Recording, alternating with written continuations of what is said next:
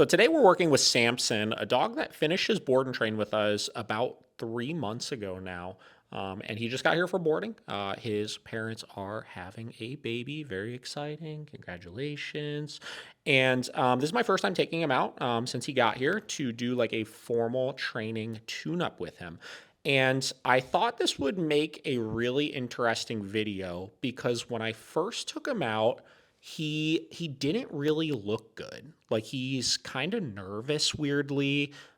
He's not listening to his commands as well as I would like for him to. He's just kind of overall sloppy. And, this is I don't want to say it's a common thing, but this is not the most uncommon thing that we'll see with dogs, months post training, a quarter post training, stuff like that. And a lot of that is because, the standard that we hold these dogs to when they're here for a board and train program is like, it's so high. Like we work on things in a way that the owners will most likely never work on to that extent at home, as far as like combining commands and generalizing things, et cetera, et cetera. And what winds up happening is the owners find their way of doing things that works for them. And they focus on the things that are important to them. And then one of two things happens with the rest. Either it just never gets worked on again, which frankly is not really the end of the world. Like if an owner doesn't have a use for a bed stay or a down stay or whatever, like who am I to say like you have to work on it if they're happy with everything else? Or they sometimes try to work on it because they feel like they should and they kind of half-ass it and it just is a little bit sloppy, right? And I'm not saying that's the case with Samson. That's actually not the case with Samson. But those are some things that we'll consistently see. And mixed in with that, we'll find that sometimes when it comes to our aversives and our punishment and stuff, the contingency is a little bit thrown off, meaning, when we go to punish for noncompliance of a command, either we'll do it inconsistently, we won't be doing it at motivating enough levels, we do it at motivating enough levels, but we kind of try to give the dog warnings before we go to give the punishment, and it winds up creating a lot more confusion than anything. Now, again, in Samson's case, Samson had like way bigger fish to fry at home than working his recalls off beds and off leash heeling, et cetera, et cetera. He had a lot of reactivity issues. He had a lot of issues with redirecting on the husband out on walks when he would get worked up. And I am happy to report that he is doing excellent with those things. And those things are not a problem anymore. But because of that, all this obedience side of things kind of got pushed to the side because of that. So that's a lot of his issue here. So what I'm doing in this training tune-up session is basically I am putting him through the motions with everything. And the first thing I'm trying to focus on is fixing the contingency. So again, making sure he realizes that the punishment for the non-compliance is going to happen in a very consistent and very predictable place, which allows for him to learn how to avoid those consequences and allows for the stress to come down.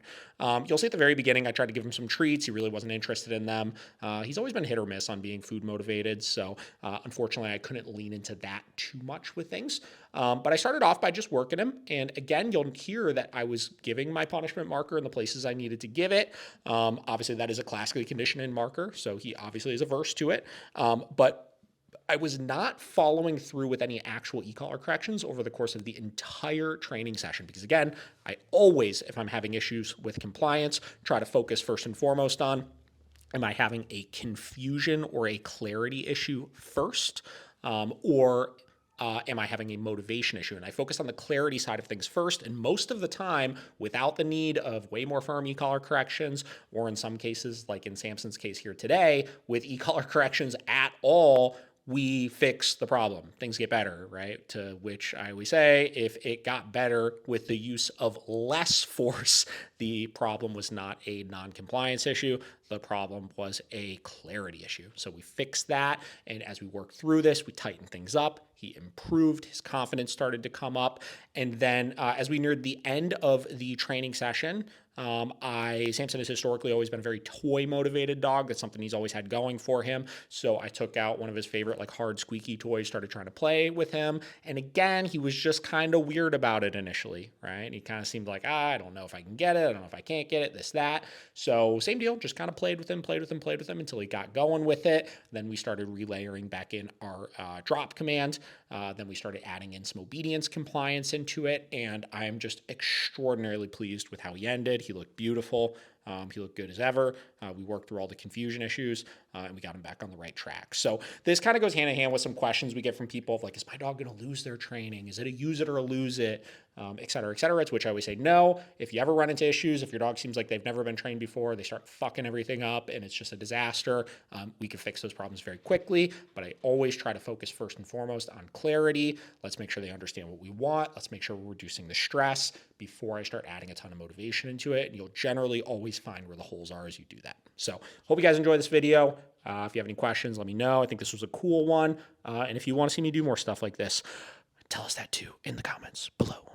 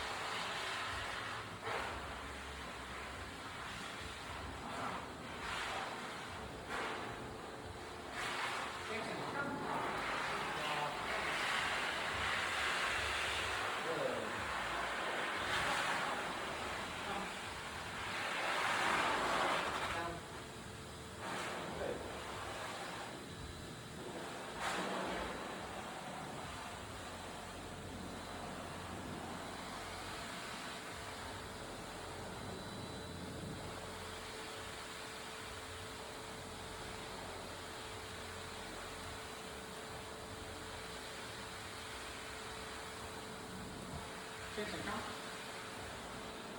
Bed. Good.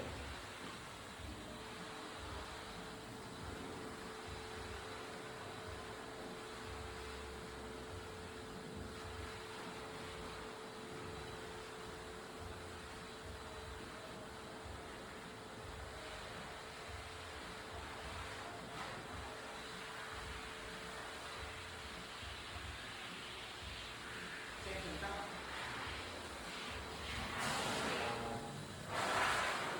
Down.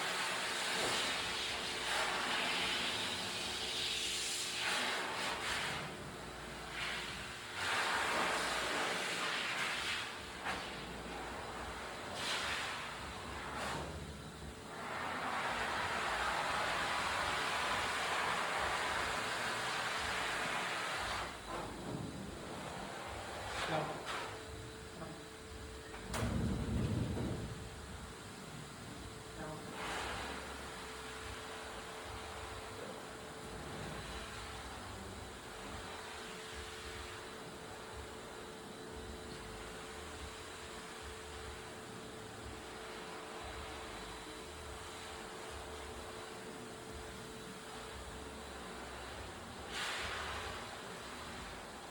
Samson, come. Bed. Good.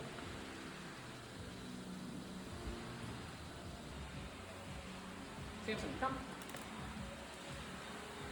Good.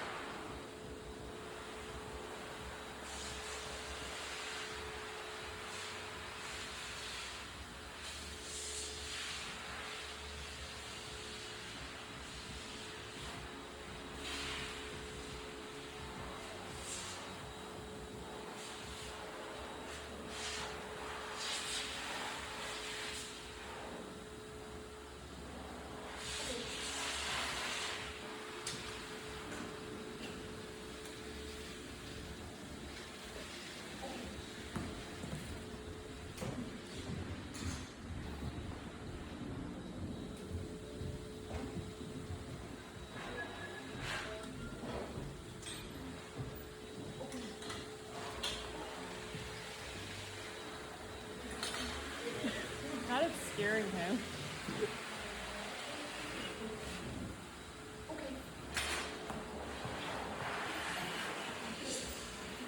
Look at that, almost went through that one gap. You get amped and then you get scared. He's like, whoa.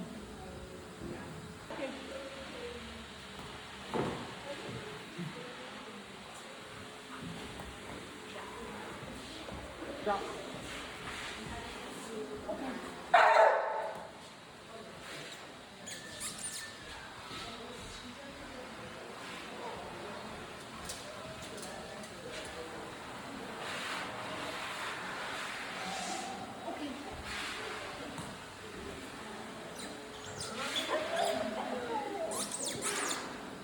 Drop. Okay.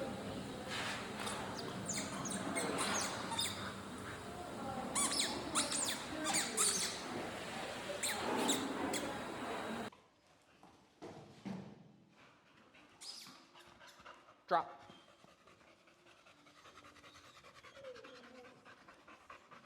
Bed. Okay.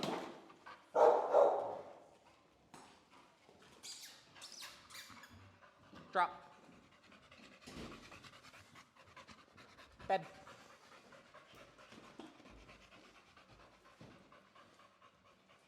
Okay.